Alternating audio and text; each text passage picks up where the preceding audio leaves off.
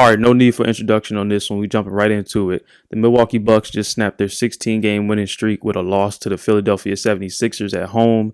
Now, this game was a very frustrating one to watch as a Bucks fan like I am. Now, we start the game off. Both teams are pretty evenly matched. The Bucks end up pulling away behind some great shooting by guys like Grayson Allen.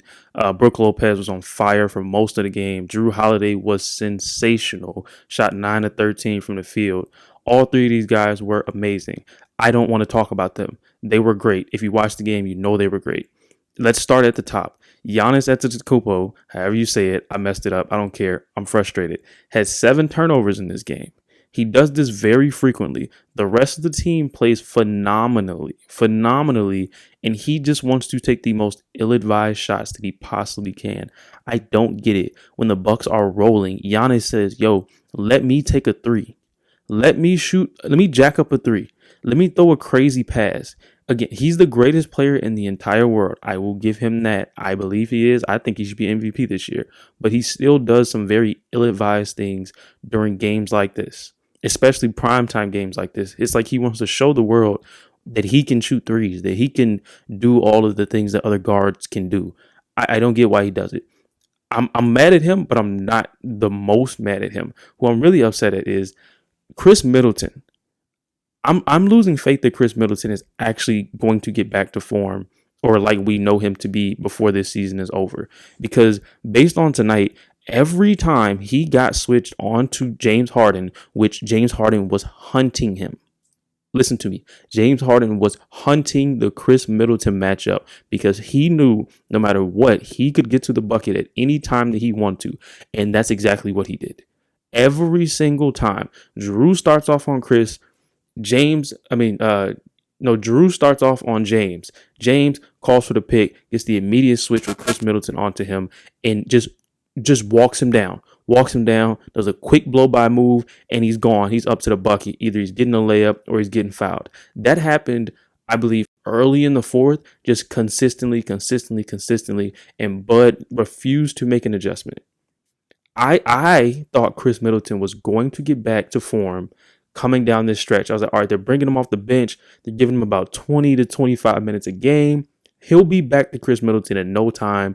He just has to work back up to it. I'm not confident in that anymore. I am no longer banking on Chris Middleton is going to be here come playoff time. After what I saw tonight, if he cannot defend, I don't know how he plays in the playoffs. Like, the defense that he was playing was so bad, and it was uncomfortable to watch at times because Chris Middleton historically has been a plus defender at the very least. He's not a stopper, he's not a lockdown defender, but he has been at least a plus defender. Watching him consistently get blown by time after time, especially when earlier in the game, Jay Crowder was playing amazing defense when he got switched on to James Harden. I mean, amazing defense. I believe he stripped him once and didn't get the steal, but he jammed it up. And then the next time he ended up getting the strip and the steal. He only played 13 minutes. Please tell me why one of your main guys is getting cooked and you have a guy on the bench who has played well on him and you don't put him in the game to guard him. And on top of that, Chris Middleton wasn't doing anything on offense. It's not like, oh, Chris Middleton is killing us on defense, but he's giving us the offense.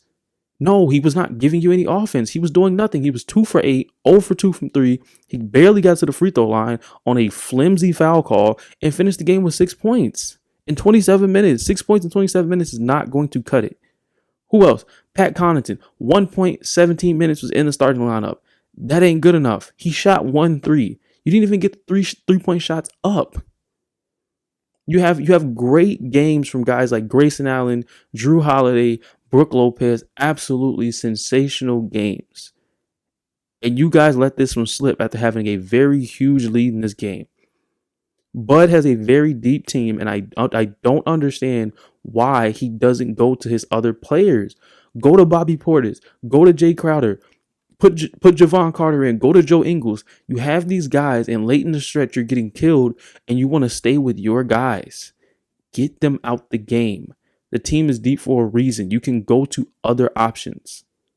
This was just an extremely frustrating game to watch, again, as a Bucks fan. So many things where I just could not, for the life of me, understand why adjustments were not made. Hopefully, Chris Middleton gets back to where he needs to be at some point.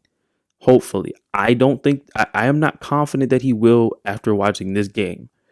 Who knows? But if he doesn't, the Bucks are not winning a championship. I've had the Bucks winning the championship all season long, but it's mainly centered around that and the depth that we have, especially with Jay Crowder coming over in the trade. The trade. It was a trade.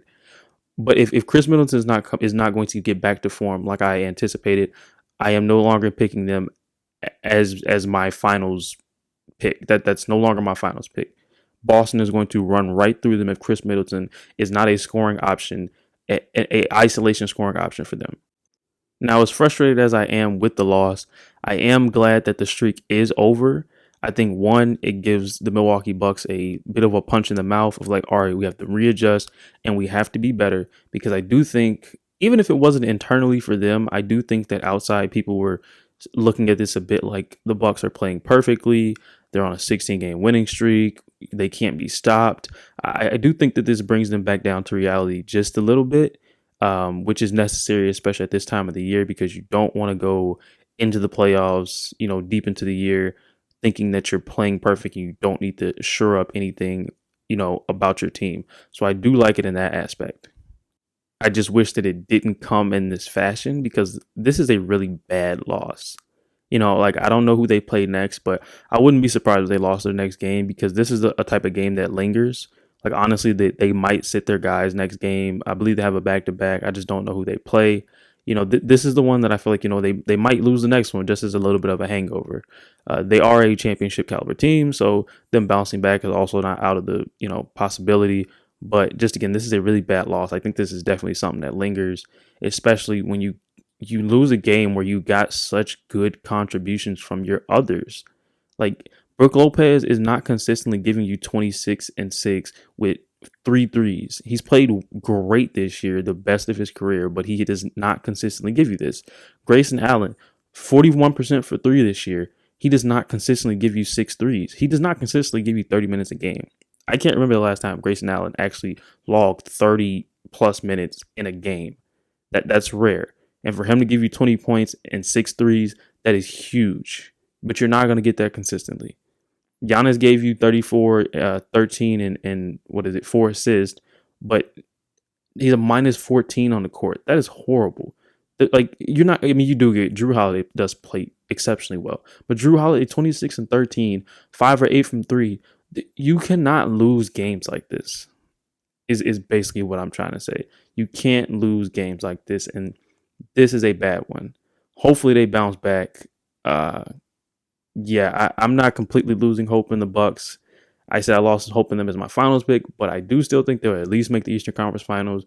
But if Chris Middleton cannot get it together, I don't think there's any way in the world that this team beats the Boston Celtics. The Boston Celtics are just way too good if they do not have a third scoring option to go to outside of Giannis and Jrue Holiday at the first, point of attack.